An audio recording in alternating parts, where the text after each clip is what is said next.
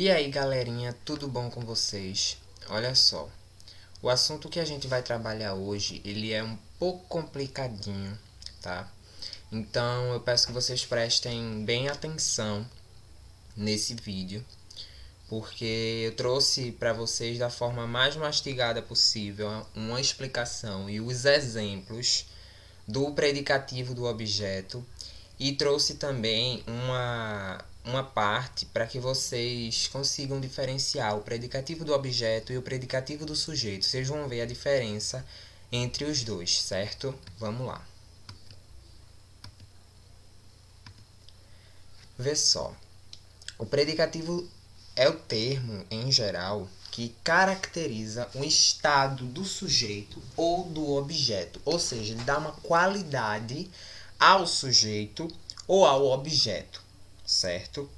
Quando ele se refere ao sujeito, ele se denomina predicativo do sujeito. Quando ele se refere ao objeto, ele se denomina predicativo do objeto, que é o que a gente vai ver com mais ênfase nesse vídeo, certo? Nessa frase, o professor deixou João desconsolado. Deixou João desconsolado, essa setinha aí de lado está apontando o predicado, tá? Então, o predicado é tudo aquilo que se fala do sujeito, certo? Então, aí no caso, o sujeito dessa frase é o professor. Porém, eu não devo me ater a ele, porque eu estou falando do predicativo do objeto. Certo que o predicado é a parte em que nós dizemos alguma coisa sobre o sujeito.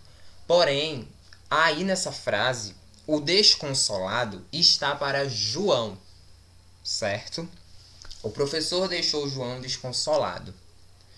Nesse caso, o objeto direto aí, que é João, o objeto direto é aquele termo que se liga a um termo, enfim, onde não vai ter uma preposição ali ligando esse verbo a esse objeto, certo? Por isso que ele é direto. Então, professor deixou João desconsolado. João desconsolado é o objeto direto, certo?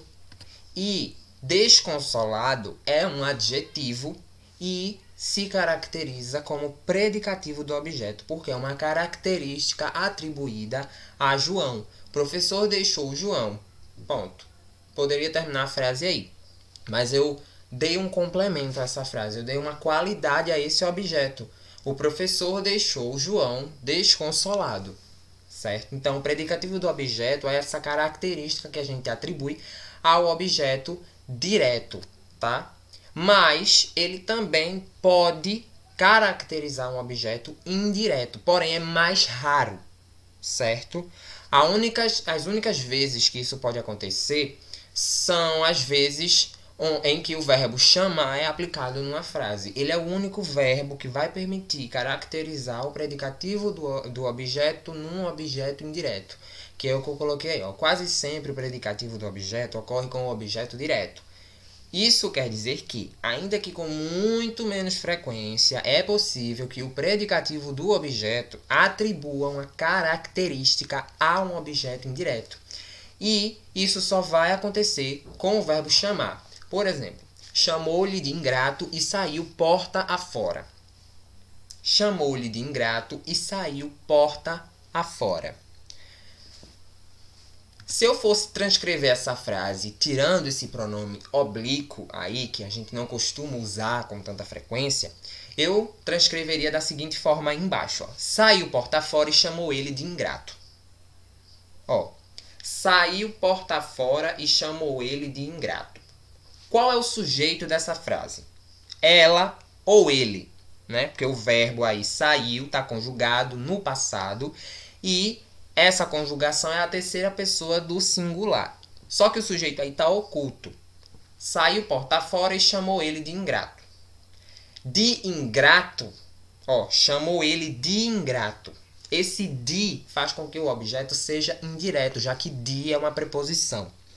Então, esse verbo ele faz com que o objeto seja indireto.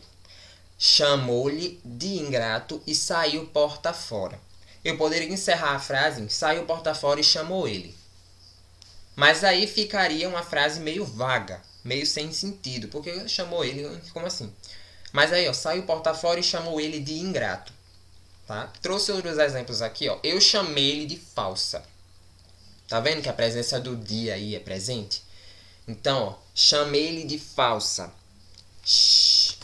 Os alunos chamaram-lhe incompetente. Os alunos chamaram-lhe incompetente. Os filhos emocionados chamaram-na mãe. Chamaram-lhe mãe.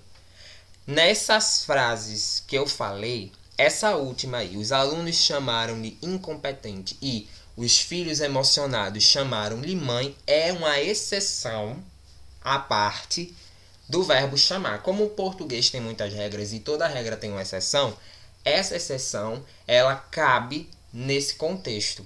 Quando não houver a preposição nessa frase do verbo chamar em relação ao predicativo do objeto, esse predicativo, essa palavra, só vai ser apenas um adjunto adnominal, certo? Não vai ser um predicativo do objeto, já que aí o objeto ele está praticamente direto. Então, eu não preciso caracterizar tanto, certo? Então, essa frase aí, os alunos chamaram-lhe incompetente, a chamaram incompetente. É como se fosse assim, de incompetente. Tá entendendo? Só que aí houve como é que eu posso dizer? Uma ocultação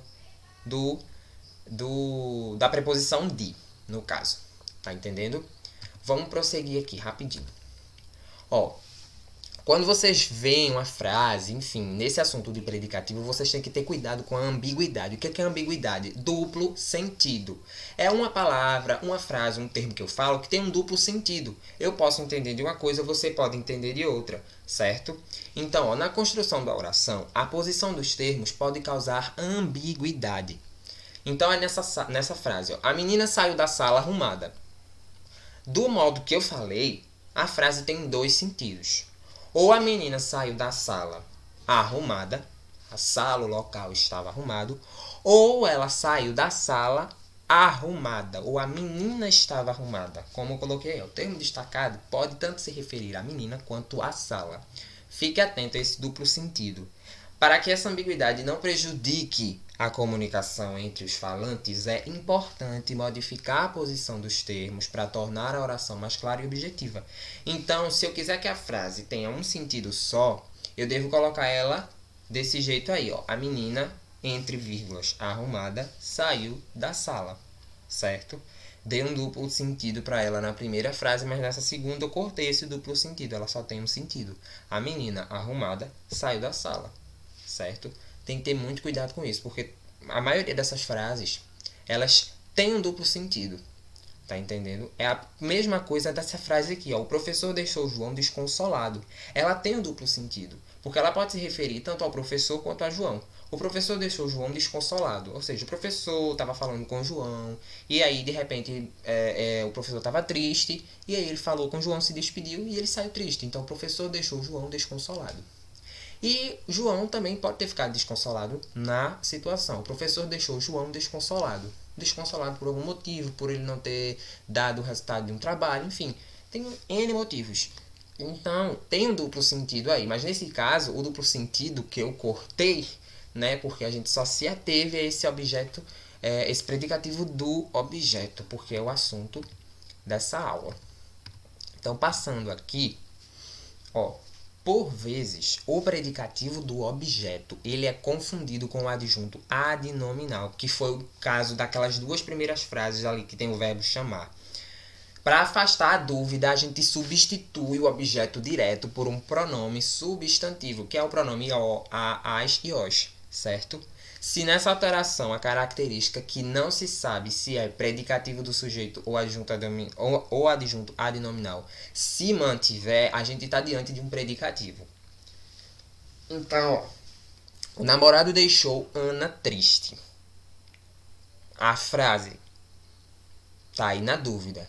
Predicativo do objeto ou adjunto adnominal? Ana triste. Perceba que não temos presença de preposição, logo objetos diretos, certo? Então aí, ó, o namorado deixou Ana triste. A gente vai transcrever essa frase substituindo o nome Ana por um pronome substantivo. Então a gente faz aí, o namorado deixou-a triste. O namorado deixou-a triste. Certo. Então, nesse caso, ele é predicativo do objeto. Porque, ó, a gente substituiu o pronome, o nome, por um pronome, e a relação se manteve a mesma. Deixou Ana triste, deixou-a triste. Porque eu posso terminar a frase, o namorado deixou-a. Eu sei, ele deixou ela. Mas como é que ela estava? Ela estava triste. Eu dei uma característica a esse objeto, certo? Na segunda frase, o namorado disse palavras tristes. Predicativo do objeto ou adjunto adnominal? Vamos substituir a palavra por um pronome substantivo. Palavra está no plural, logo a gente tem que substituir por um pronome que esteja no plural. Então, o namorado disse-as. Podem ver que eu retirei a palavra tristes, porque a frase se completou. Eu não precisei repetir o adjetivo tristes. Então, aí, nesse caso, como não tem objeto, logo ele é um adjunto adnominal. Namorada disse-as. Simplesmente. Tá entendendo? Então, gente, tudo isso aqui que a gente tá vendo, ele é um assunto um pouco complicado que eu trouxe da melhor forma explicada para vocês, tá? E vamos aqui para vocês saberem identificar o predicativo do sujeito e o predicativo do objeto. Percebam a diferença que é gritante, gente. E ela é, assim, basicamente fácil, tá certo? Quando você pega a primeira vez. Ó, predicativo do objeto, vamos lá. Eu considero aquele funcionário irresponsável. Irresponsável, nesse caso aí, ele faz a função de predicativo do objeto, porque caracteriza a palavra funcionário que atua como direto na oração, objeto direto na oração. Eu considero aquele funcionário irresponsável. O sujeito da frase é eu, porém eu estou falando do funcionário que é irresponsável. Então, irresponsável é um adjetivo que caracteriza a palavra funcionário, certo? No predicativo do sujeito, ele é apenas a característica do sujeito. Aquele funcionário é irresponsável. Ele é irresponsável. Então eu não caracterizo mais ninguém além dele.